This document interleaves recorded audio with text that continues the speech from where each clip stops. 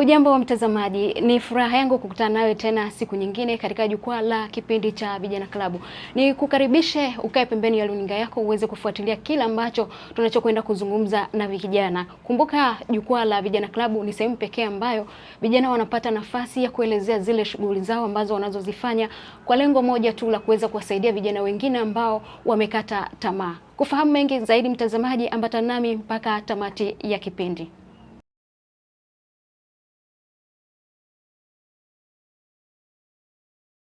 Mambo vipi? Salama kabisa. Majukumu yanasemaje? Sawa, naona mnatabasamu. Yes. Hakika neema ya Bwana.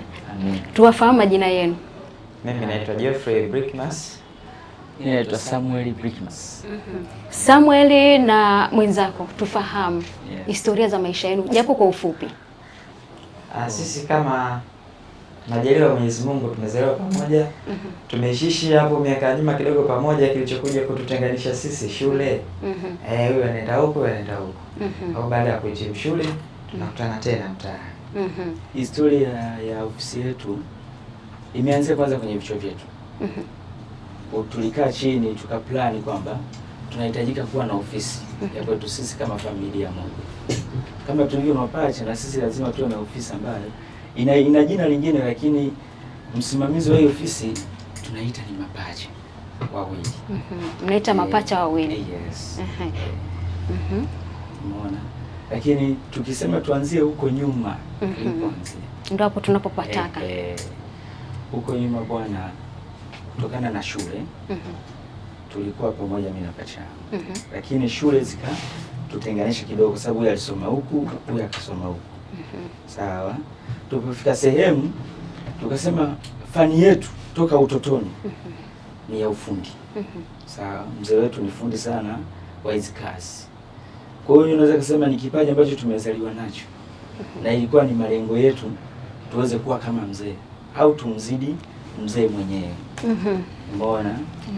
Kwa hiyo tukakaa sehemu tukasema kwamba kwanza kabisa tuwe makini, tuwe na ufundi mzuri kwenye kichwa chetu, kwamba tukishakamilisha mambo ya ufundi, tukishakuwa imara, ndio tuweze kuwa na ofisi yetu. Kwa hiyo tumepita huko, mimi kama mimi binafsi nimekutana na mwalimu wangu mmoja akanifundisha vizuri. Kutokana na ufundi ambao nilitoka nao kwa mzee, yeye akaniongezea mpaka hapa nilipofikia. Nilipoona kwenye ufundi nimeiva, nimekuwa vizuri na ndugu yangu amekuwa vizuri, kasema sasa huu ni wakati wetu wa kufungua ofisi. Mbali na kuwa na ndoto za kutaka kuwa fulani, lazima kuna mafunzo ambayo mtu unapitia. Nifahamu wewe ulianzaje mpaka leo hii tunaona kwamba umeweza kufikia hatua hii, unaweza ukasimama ukafanya kitu bila kuwa na msimamizi ambaye anakusimamia? Okay. Kwanza mimi nilipoanzia nilianza kuaminiwa kwenye ofisi moja. Nikateuliwa kuwa fundi mkuu wa kuwasimamia mafundi wote. Nikawa naweza kuiendesha ile ofisi na wasiliana tu na bosi aliyeniajiri. Anaweza kuniachia majukumu wiki nzima, akirudi na yakuta kama yalivyo. Sawa? Na mimi kapelekea kujiona kwamba ninaweza kuisimamia ofisi yangu. Nikaona nisichelewe. Kwa ndo wakati sasa. Huko ulipokuwa ulichukua takribani miaka mingapi kuja kufungua ofisi ya kwako? Okay, nimefanya kazi kwake miaka mitatu. Miaka mitatu ikakutosha kupata uzoefu kila kitu? Yes. Sasa hatua ya kutoka kule kuja kuweza kuanzisha ofisi uliwezaje? Kwanza nilianza kupunguza baadhi ya majukumu. Majukumu mengine kuyakataa kabisa ili nifikie lengo langu la kufungua ofisi. Yale majukumu ambayo yanapeleka sana pesa niliyapunguza. Hicho cha kwanza. Cha pili, nikaanza kujituma kuongeza muda wa ziada ili niweze kupata kipato zaidi. Niweze kunifikisha hapa, niweze kuhimili kuifungua ofisi yangu. Wanasema mwanzo ni mgumu, kwa sababu mwanzo mgumu unahitaji vitu vingi. Kwa niliweza hivyo kujimeki na kidogo kidogo na kuweza kutunza fedha, ikaiweza kunifikisha mpaka hapa, nikanunua baadhi ya vifaa, nikafungua ofisi yangu. Wewe umezungumzia kwamba ulikuwa na ndoto zako tangia utotoni. mpaka kuja kuweza kufikia hatua ya kuajiriwa kwenye ofisi ya mtu na kuja kufungua ofisi hii ambapo wewe ndio mwanzilishi. Sasa nipate kusikia kwa ndugu yetu hapa ambaye wewe ndio umemvuta kwenye hii ofisi, mkaamua kuunganika kama mlivyokuwa mnaunganika enzi zenu mkiwa mnakuwa tumboni mwa mama. Nifahamu, kati ya kipaji, mtaji na juhudi, kipi ni muhimu zaidi katika kuanzisha biashara? Katika maisha vitu vingi vinategemeana. Kuna mtu ana maarifa lakini hana jitihada, mwingine ana jitihada hana maarifa. Kwa hiyo mtaji ni muhimu, jitihada ni muhimu, lakini kitu cha msingi nafikiri akili. Akili inaweza ikapambanua kila kitu. Akili tuliopewa na Mwenyezi Mungu. Unasali, unamuomba Mungu akusimamie katika kile kitu ambacho unapanga. Unapanga labda mwaka huu nifanye kitu hiki, unamuomba Mungu anakusaidia, unafanya. Kwa hiyo vitu vyote vya msingi. Vyote ni vya msingi. Hakuna ambacho unaona kwako wewe hiki ni zaidi, hiki sio zaidi. Sawa. Tuangazie sasa. Vijana wengi wanashindwa kuanza na biashara ndogo. Unafikiri ni kwa nini? Watu wengi wanafikiria kwamba vitu vikubwa ndio vinaweza kuwafikisha mbali haraka. Lakini ukweli ni kwamba huwezi kupata kitu kikubwa bila kupata kitu kidogo. Kwa hiyo vile vitu vidogo ndio vya kuanza navyo kwanza, halafu baadaye ndio unapata kitu kikubwa. Kwa sababu ukichukua kidogo na kidogo ukiunganisha unapata kikubwa. Lakini mtazamo wa wengi wanawaza vikubwa. Hasa kikubwa na kikubwa ukiunganisha huwezi kupata kikubwa haraka haraka, lazima uanze chini kama tunavyozaliwa sisi, tunatambaa, tunatembea mpaka hapa. Kwa watu wengi na washauri waanze na vitu vidogo. Wajipe muda, uvumilivu na Mungu kati yao watafika. Japo sio rahisi, ila ili uwe mshindi lazima upambane. Nifahamu, nyinyi mmejikita kuwahudumia watu wa aina gani hasa? Sisi hapa na tunamhudumia kila mtu ambaye anahitaji huduma yetu sisi. Kwamba sisi tunadili na suti na vitu vingine ambavyo tunadili navyo, akihitaji huduma mtu yoyote anapata. Yes. Nifahamu, je, kuhusiana na hizi taasisi binafsi lakini pia wanafunzi huko mashuleni na wapi na wapi, mnafanya biashara kama hii na ikoje kwa ujumla kwa upande wenu? Biashara hiyo tunaifanya sisi hapa, kama alivyosema mwenzangu kwamba sisi tunamsikiliza yoyote yule anayekuja kulingana na kitu ambacho sisi tunajishughulisha nacho. Kama anahitaji huduma ya kushona suti, sisi tunawajibika. Ambaye anahitaji huduma ya kushona vitu vinavyoitwa suruali, shati, vizibao, vipi, vyote tunahusika navyo. Taasisi kubwa tunazikaribisha, mashule tunayakaribisha, yote ambao wanahitaji ile huduma ambayo sisi tunayoitoa tunawakaribisha. Yes. Lakini nikiangalia hapa ofisini nimeona suti tu za wanaume. Je, kuhusiana na suti za wanawake, lakini pia achana na hii kushona suti za harusi, suti za kawaida, je, nazo ikoje? Suti za kawaida tunashona, suti za wanawake tunashona. Sisi kitu ambacho hatukubobea sana, hizi nguo za wanawake zinazoitwa kama gauni. Lakini nguo zingine hata kama ni za wanawake lakini zina asili ya suti, tunadili nazo. Yes. Hii kazi ina ugumu gani, ina ugumu kiasi gani kwa upande wa watoto wa kike? Hii kazi ugumu wake upo. Wanasema kila kazi ina changamoto yake. Lakini wanasema fundi ni kama dokta. Anamtibu kila anayekuja. Changamoto ziko nyingi lakini haina budi kuishi nazo. Imradi tu una focus na nini? Na kazi yako. Yani changamoto zinapokuja zisikupeleke. Angalia uliposimama wewe na focus yako ni nini. Kama focus yako ni kazi, fanya kazi. Kama focus yako ni vitu vingine unaweza kufanya, lakini cha kwanza kabisa lazima ufocus na kazi. Kwa sababu kila changamoto inakuja na majibu yake. Yes. Niambie sasa, kazi hii imewezaje kubadilisha maisha yenu kama kijana? Nikianza na mimi, mfano wakati nasoma walikuwa wanasema sana watu tusome sayansi. Mimi nimesoma sayansi mpaka mwisho. Okay. Mpaka mwisho, lakini unaangalia akili ya mtu imejaa sanaa tu. Kwa hiyo hii sio kitu cha ziada, lakini ni kitu ambacho alivyosema tumezaliwa nacho. Ni talent kwa kweli. Lakini pia kuna vitu vingine hivyo vya sayansi na vitu vingine vipo tunafanya. Yes. Sayansi Hivyo kwa hiyo mpaka tunafika hapa, maanake unaweza kuona huo ukinzani. Hao watu wanataka usome sayansi, wewe kichwa chako sana. Maana shuleni kulikuwa kuna art and science. Yes. Kwa hiyo tunafanya ni baraka katika vile vitu ambavyo nimesomea na vile vitu ambavyo vitu vingine ambavyo vilikuwa vinaishia njiani. Hii nayo pia imekuja kumalizia katika ule ukamilifu. Sasa vitu vyangu na yenyewe imewekwa pale. Tusalie hapo kwanza kabla ya kuondoka kwenda kwa mwenzako. Umezungumzia kwamba wewe ulikuwa umesoma sanaa lakini ukajikuta kwamba sanaa science umeweka pembeni. Maana science tunaamini kwamba mtu anaenda kuwa daktari, anakuja kutibu binadamu, lakini wewe tumeona kwamba unakuja kutuhudumia kama mshona. Jina sahihi ni lipi ile la kusema fundi nguo, si ndio? Yes. Hapa pamekaaje? Kule huwa nafanya pia. Huwa nafanya pia. Na huko pia huwa nafanya, na hapa siji mara kwa mara na kuja kumsupport kwa sababu tayari ni kitu najua. Mama alishai kusema ukiona una uwezo wa kuchukua ujuzi usiuache. Uchukue nenda nao. Kwa na katika ujuzi nilionao niliuchukua, ndio maana nafanyia kazi. Kwa hiyo kule nimesoma sayansi kweli, na hata saikolojia pia ipo kidogo. Nilikimbia.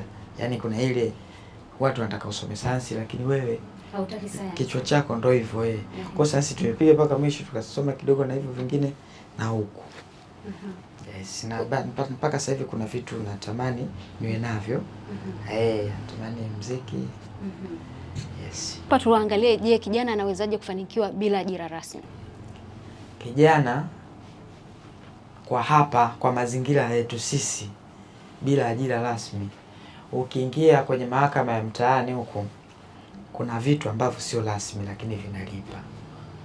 Kwa hiyo ndio kile tulichozungumza mwanzo kwamba mtu hataki kufanya kitu kidogo, anataka vitu vikubwa. Yaani anataka aje kutoka ofisini, amekaa kwenye kiti, anapigwa na feni, kiyoyozi basi. Lakini kila kitu kina mwanzo. Lazima watu wakumbuke kwamba hata matajiri wapo wanauza biskuti 50, biskuti 100, lakini ni matajiri wakubwa. Lakini yeye ukimwambia uze biskuti 50 hawezi. Ile hizo 50 watu wengi wanaweza kuafford wakampa utajiri. Kwa hiyo ni vyema mtu ambaye hana ajira rasmi ambazo zipo kwenye kitabu akaingia mtaani. Mtaani kweli kuna kazi nyingi za kufanya. Lakini kama ameshindwa kabisa kwamba anaweza akafanya kitu gani, maybe sasa ndo antafute sasa. Akutafuta kwa ushauri. Tukomea hapo, tuende mapumziko, tukirudi tutaendelea zaidi. Asante. Haya yalikuwa ni mazungumzo yangu baina ya Geoffrey na Samuel ambao ni mapacha, wamefungua ofisi yao ya kushona.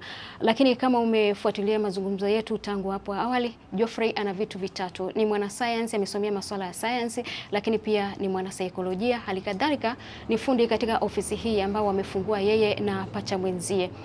Mtazamaji, kama una chochote cha kutuambia hususan kwa wewe kijana, tuandikie ujumbe mfupi wa maandishi kupitia namba ambayo inapita chini ya skrini yako. Na naomba usipige namba hii, tuandikie ujumbe mfupi wa maandishi na sisi tutakuja kusoma na kufanyia kazi. Tunakwenda mapumziko mafupi, nikirejea tunaendelea na mazungumzo yetu.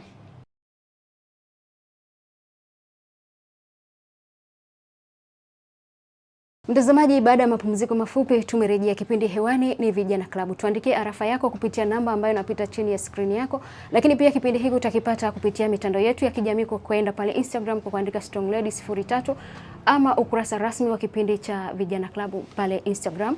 Lakini kipindi hiki utakipata pale YouTube kwa kuandika Tumaini_TV. Kipindi hiki utapata marejeo yake siku ya Jumatano saa 2:30 usiku. Kama umekosa kote huko uweze kufuatilia pale YouTube.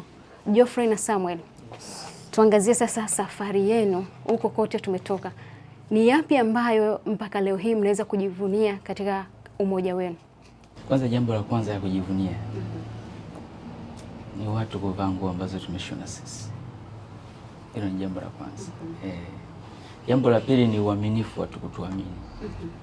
Unajua mtu kukuamini afa na kupa kazi yake sio kitu kidogo, unapaswa kushukuru. Kwa tuna safari ni ndefu na mambo ni mengi njiani, lakini tunalinda ule uaminifu wa watu waliotupa. na tunaendelea kujivunia kuendelea kushona nguo nyingi za watu. Hiki kipaji cha kushona ni kipaji ambacho watu kipindi cha nyuma hawakukichukulia kama kina faida kubwa. Wengi sana tulikuwa tunaamini kwamba naagiza nguo Marekani, Turuki, wapi. Lakini sasa hizi kuna mtu anaamini, anasema kwamba Uturuki kule achana nao. Huku nina watu wanaweza kunitengenezea kitu ambacho hata Uturuki hawezi kuniaminisha nacho. Lakini hawa vijana hapa wameona kwamba wanitengenezea kitu kizuri. Na sisi hatuna iana. Ukituamini tunakutengenezea kitu ambacho ni kizuri. Niamini mimi. Ukija kwangu utahadisi ya story. Yes. Umezungumzia swala la utandawazi. Tujikite kwenye swala la ukuaji wa teknolojia hususani kwenye mitandao ya kijamii. Imebadilisha vipi biashara ya ushonaji? Ili kadhalika ukiangazia kwamba umezungumzia zamani watu walikuwa wanaagiza nguo Uturuki. Kwanza mtandao wa kijamii umebadilisha sana hili jambo la ushonaji. Imebadilisha sana. Sasa hivi watu tuko kwenye mtandao.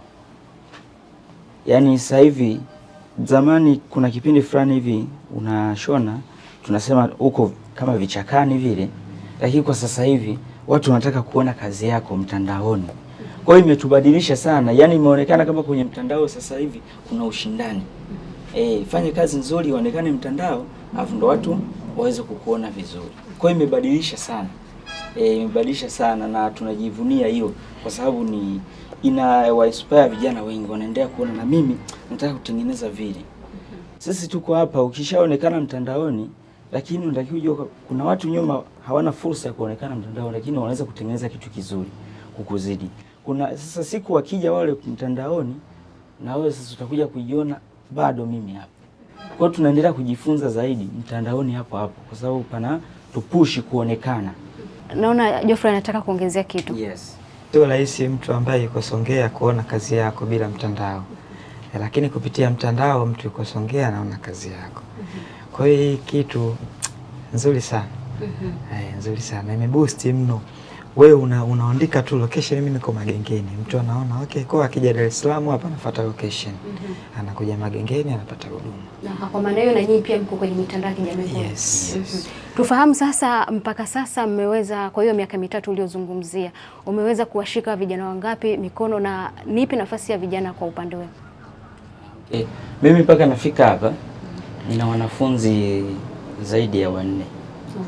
Ambao asante sana. Ambao nimewafundisha mimi. Tunaona na mwingine anaendelea. Na mwingine anaendelea hapa. Naye atakuja kuwa taifa la kesho. Gharama zenu zikoje? Na je, ni watoto wa kiume pekee au na watoto wa kike wana nafasi katika ofisi yenu? Yes. Sisi kwenye nafasi ya kuweza kufundisha wanafunzi. Kila mtu jinsia zozote zile anaweza kuja kujifunza. Gharama zenu zikoje? Gharama zetu sio kubwa sana. Ila ukifika ofisini tunayajadili. Nifahamu hao vijana lazima wawe wanatoka katika maeneo gani hasa? Nje ya Dar es Salaam au ndani ya Dar es Salaam pekee? Kwa sasa ofisi yetu iko Dar es Salaam. Tunapenda waje wajifunze wale ambao wako karibu, ambao unaweza kufikika kila siku. Kwa mikoani anaweza, kama ana uwezo. Anaweza unatoka mkoani unaweka kambi unakuja kujifunza. Ili kupata ule uwepesi wa muda. Sio unatokea Morogoro uje ujifunze dafu urudi, haiwezekani. Kwa hiyo tunapenda kwamba watu wawe karibu, unaweza kumfundisha. Na vipi kuhusiana na swala la umri, lakini pia kiwango cha elimu ambacho anapaswa kuwa nacho? Kwa sababu hapa nimeona pia mnatumia vifaa vya umeme. Kwanza kuhusu umri, tunapenda kumfundisha yule ambaye ana umri ambao umekubalika na serikali. Hilo ni ya kwanza. Jambo la pili, ufundi huu unahitaji akili. Hauhitaji elimu sana. Elimu inahitaji, lakini inahitaji akili. Akili yako ndio inaweza kupembenua haya mambo ya ufundi. Umeona? Kwa hiyo tukisema kwamba unaangalia mwenye elimu hii kufika hapa ndo aje, unampa mtu haki yake kwa wakati wake. Ni mtu kwamba amejisikia kwamba mimi napenda hii kazi ya ushonaji na kipaji cha ushonaji, anakuja anajifunza. Na hatuwezi kuangalia elimu. Kuna vijana wengi sana wako mtaani hawana elimu lakini wana vipaji.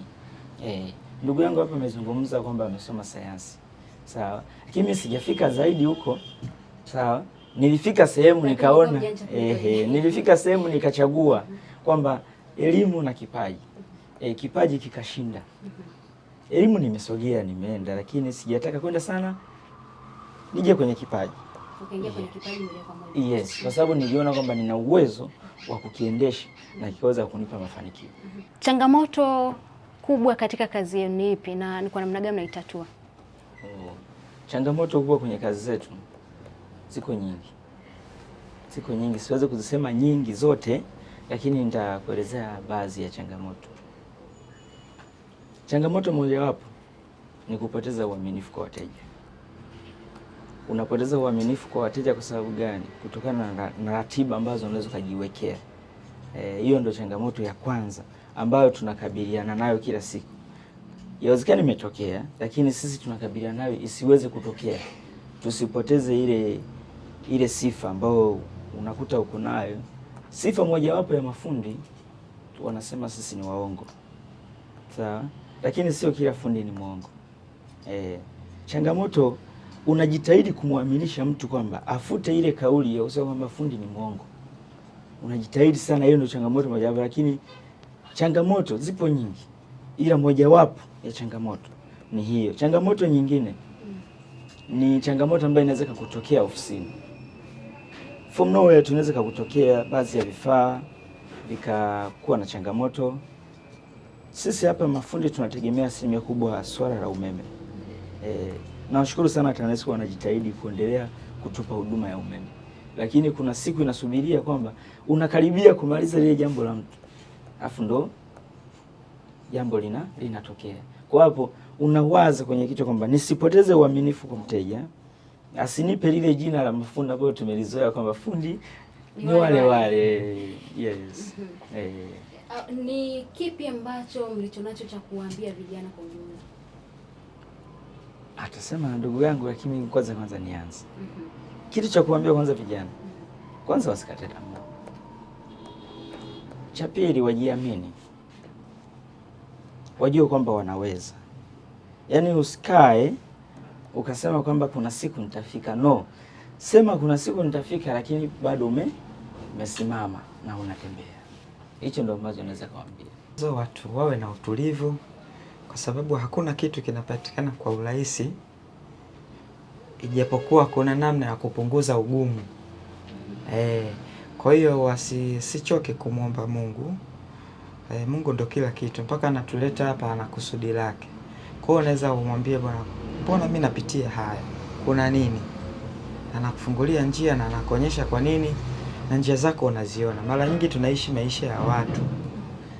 Kama mimi labda mimi ni mwanasayansi. Lakini ni mwanasayansi kwa sababu ya shule. Ila mimi ni mwanasanaa. Kwa hiyo mimi nilikuwa mwanasayansi kutokana na shinikizo la nyuma. Someni sayansi. Kwa hiyo unakuta mimi sasa nakuwa mwanasayansi fake. Ila original ndani ni mwanasanaa. Kwa watu wengi unakuta mtu anatamani kuishi maisha yangu, lakini maisha yangu hayawezi, maisha yangu halisi. Kwa hiyo kila mtu aishi maisha yake, yani atafute kwamba yeye ni nani, ametokea wapi, na yuko wapi, anaenda wapi. Yes, kwa wakati. Maana wengi wanapoteza sana muda. Watu wanalala sana. Kwa hiyo unatakiwa kila kitu kiende na wakati. Unapoamka make sure ile asubuhi, mambo ya asubuhi yote unamaliza. Kwa watu wengi wajitafute, ajue yeye ni nani, anapenda nini, kipi hapendi, kipi hataki, kipi anataka. Hapo sasa ndo atapata mwanzo wa maisha yake kwamba okay, kumbe mimi hivi ninavyoishi sio, mimi natakiwa kuishi hivi. Yes, hapo utaona maisha yanaanza kuwa mepesi. Kwa kingine cha kuambia vijana ni kwamba kuna vitu visivyokuwa vya lazima. Yaani sio vya lazima wanafanya, waviache. Mfano, starehe hizi, watu vijana wanafanya sana starehe. Yaani pesa za starehe wanapata. Lakini hizi za kujenga huko hapana. Hawapati. Kwa hivyo vitu sio vya lazima. unaweza sasa hivi ukawa unajimeki, baadaye ndio unakuja kupata starehe sasa. Lakini sasa hivi unakuta kijana amepanga, ana majukumu kibao, lakini akienda kwenye starehe zake na anatumia pesa nyingi kweli. Sasa wewe ukija ukaangalia safari yake, atakuwa analia kila siku na maisha magumu, kumbe anatumia pesa nyingi. Hapa ukipiga hesabu kwa siku unaweza tumia 5,000, 4,000, 9,000 mpaka juu. Sasa ukipiga hesabu kwa mwezi unakuta una 1,500,000 kula familia, si unadaiwa kodi. Kwa ukipiga hesabu unakuta kwa mwezi kama 500,000 hivi. Alafu wewe kipato chako pengine kinafika au hakifiki. Hakifiki na pengine hata uingizi kabisa. Au uingizi kabisa. Unagongea. Kwa hiyo wasipende kutumia. Hapana. Usipende kutumia kuliko kutafuta. Watumie kiasi. Yaani penda kutafuta kuliko kutumia. Alafu unachokipata, yani usitumie kingi kuliko kile unachokiingiza. Yes, unatumia kidogo na penyewe kwa vitu vya msingi. Kwa sasa hivi si wanajitafuta, baadaye sasa tunaanza kujiachia. Maana huku benki imejaa. Yes. Watazamaji watawapataje wakihitaji kuwatafuta? Kwenye mtandao wa Instagram, Facebook, TikTok. Unatupata kwa jina la Sam the Fashion King. Tabata Magengeni. Kwa wale ambao sasa hawana simu janja za kuingia kwenye mtandao wanawapataje? Yes, watazamaji wanatupata kupitia namba ya 06 29 82 46 19 kwa jina la Sam the Fashion King, Tabata Magengeni. Asante sana, niwashukuru au kuna cha kuongeza? Mimi tunamshukuru Mungu kwa hii hatua na kwa ajili ya watu pia. Tunatamani kwa kweli kila mtu afanikiwe, kwa sababu tukifanikiwa tutaishi vizuri. Nchi nyingi watu wengi wamefanikiwa na sisi tunatamani tufike hiyo hatua. Kwa cha kuambia asanteni na nyinyi pia kwa kuja. Mungu awabariki, awabariki sana. Amina. Nashukuru pia kwa muda wenu, maana ninaona kwamba wateja wanaingia, tunawazia. Nishukuru pia kwa muda wenu na karibuni sana. Jukwaa la Vijana Club lipo kwa ajili ya vijana kuzungumza kile ambacho wanachokifanya ili vijana wengine waweze kuchukua hatua. Vijana wamekata tamaa, maisha ni magumu, ajira hakuna. Lakini kupitia nyinyi vijana ambao mmechukua uthubutu na mmeweza kufanya kitu ambacho kinaweza kumfanya kijana mwingine aone kwamba mimi naweza kufanya, ni jukwaa lenu. Karibuni sana. Ofisi zetu ziko Tabata Kristo Mfalme pale. Tunawakaribisha sana kwa mara nyingine na kwa wakati mwingine. Yeah, sisi tunafurahi sana. Tunafurahi sana na Tumaini Media ipo Tabata Magengeni, ambapo ndo na ofisi yangu iko hapo. Umeona sasa? Kama majirani. Anahitaji kuja. Kama unajua Tumaini Media iko wapi, basi na mimi unajua ofisi yangu. Mimi nitawaleta. Amina, karibu. Asante. Tunashukuru sana.